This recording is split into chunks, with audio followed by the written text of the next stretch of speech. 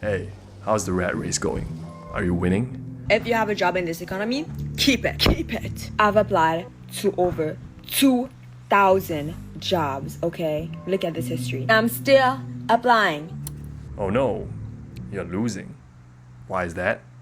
Over 4 million Gen Z are jobless, and experts blame colleges for worthless degrees and a system of broken promises for the rising number of needs. Oh, so you're the problem. What's your worthless degree? Yes, please explain why your life is going nowhere and everything is your fault in the comments. He's just trolling. It's not all your fault.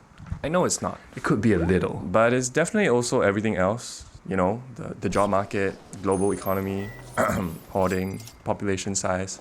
So I've collected some experiences of unemployed losers to cut through all that complexity. And this is a straightforward video of, what it's like to be us. 70% of Gen Z are so anxious about money that they can't sleep. And they're dealing with it by bed rotting and watching TV instead of budgeting. Really? Let's test that theory. I'm going to show you what it's like to actually be in these shoes. That's all. Just listen. Feel what it's like to be here. Wouldn't it be nice if we stopped blaming everything on the people already losing? And to all my fellow losers out there, just know you're not alone. And it's not all your fault. I'm Phil. I'm Pierce. I'm Todd. And everything not saved will be lost. Safe to say, here are some things about career and money that aren't lost. So the first thing that comes to mind for me about how hard unemployed losers have tried was this one TikTok that came out in early 2024. It was about a girl who was so desperate for a job that she went door to door with her resumes. We're gonna call her by a handle, Lohani. This is the most humbled I've ever felt in my life. I'm literally holding resumes, a stack of them, so that I can go in person to places and say, are you guys hiring? Wow, isn't that impressive?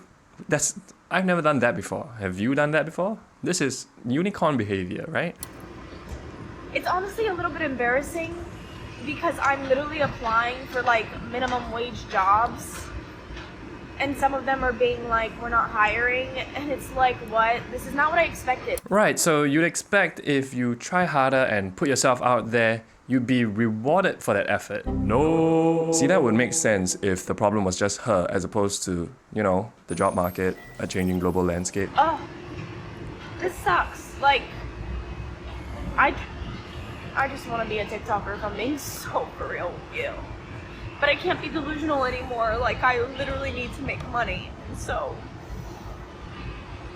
I'm just gonna keep trying. So she's Gen Z and anxious about money, but not dealing with it by bed rotting and watching TV? Crazy stuff. In fact, boomers would probably love this girl because she's actually doing one of their favorite tricks. Just walk in and give them your resume. Wait, looks like we have older people saying it's stupid to hand out resumes in person and younger people saying it's great. So you know what? My bad for thinking that it was straightforward because it never is. Moving on. Worthless degree check. I graduated college with 2 degrees in communications and acting.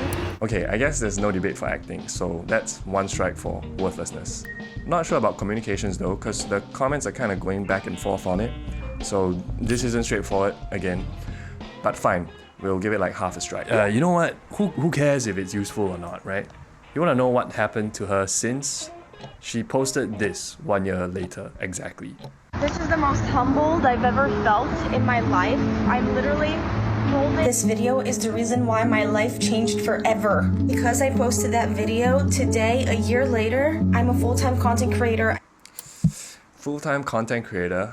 I don't know what kind of expectation that sets. But, alright, actually hold on. First off, congratulations to her, that's for sure.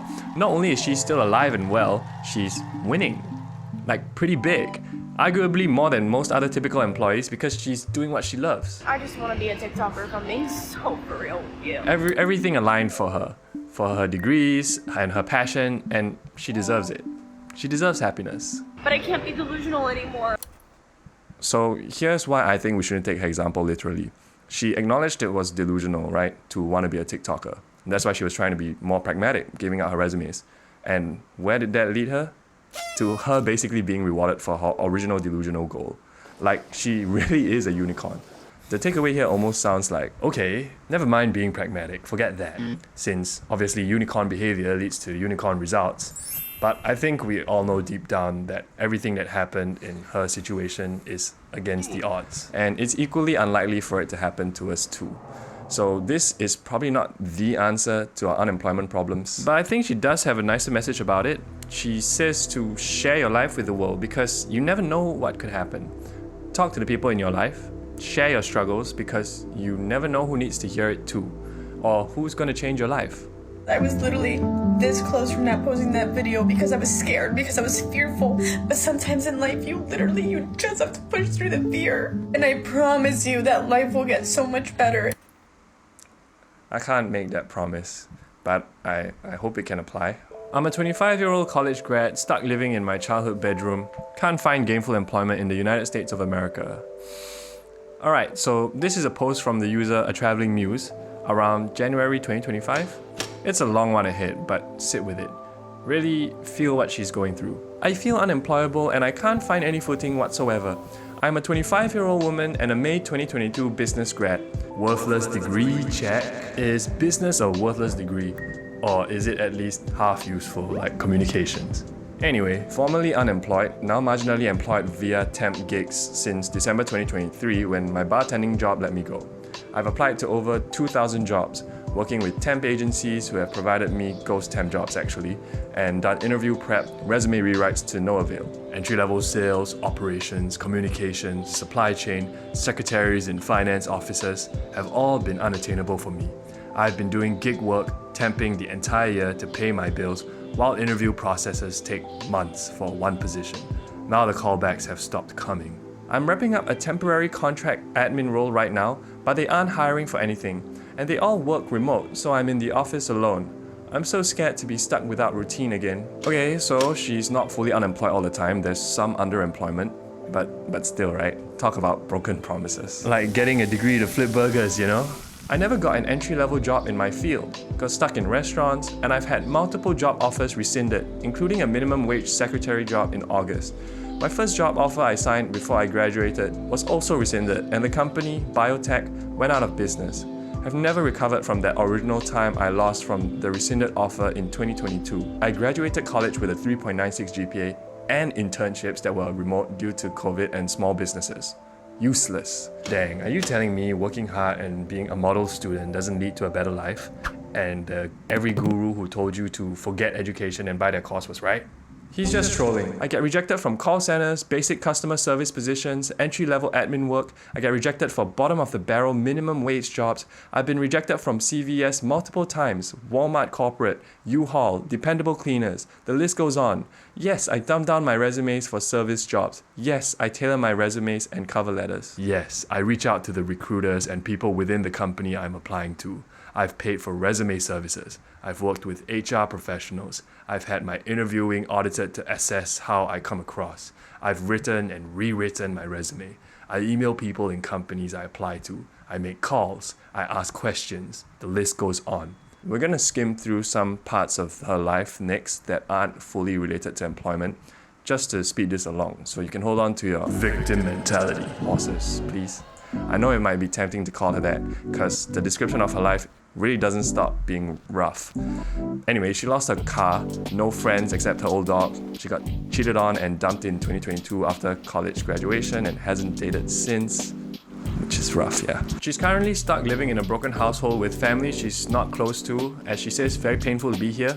Now, as a result of all of this hardship and trauma, she's losing her hair and dealing with health issues that take months of waiting for a doctor to see them.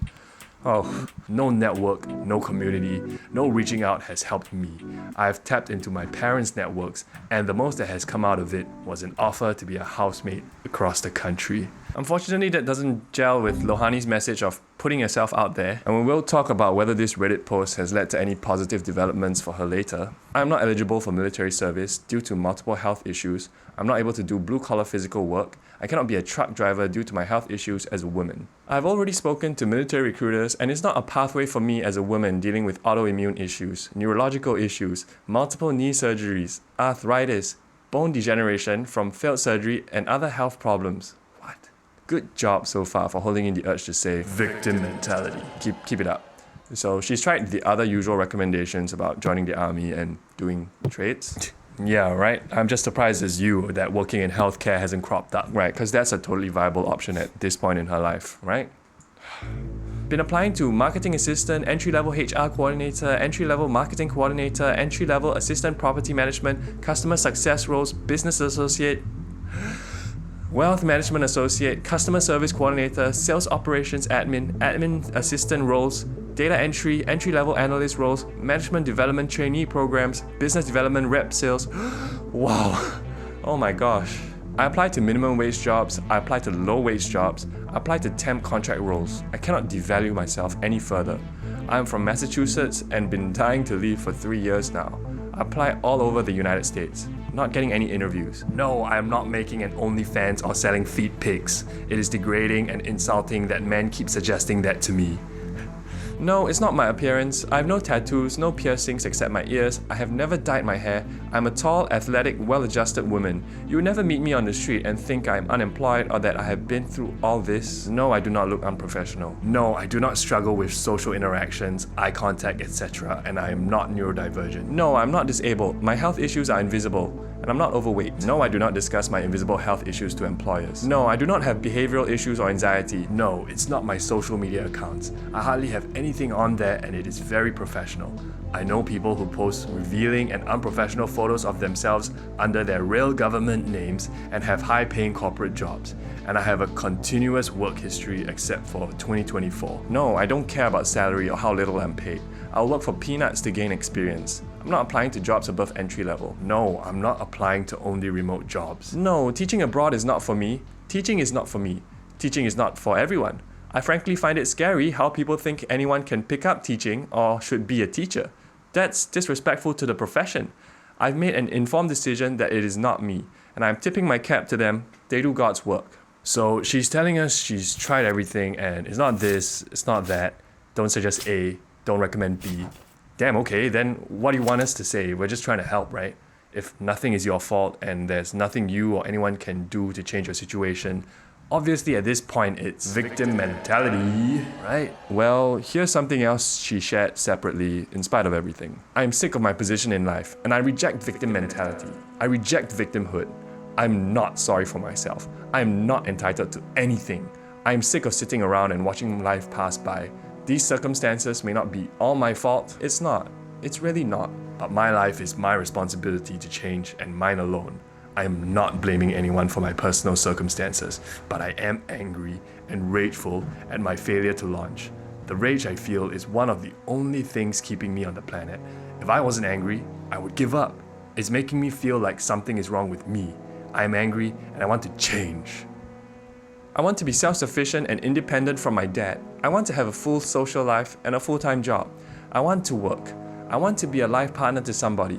I have all of these desires in my heart, but feel so trapped in this economy, in this house, in this city. I guess she has her own answer compared to Lohani for how to keep going. It's not right or wrong, it's just an answer. So, has posting on Reddit made any difference to her life? Well, her history ends about 5 months ago.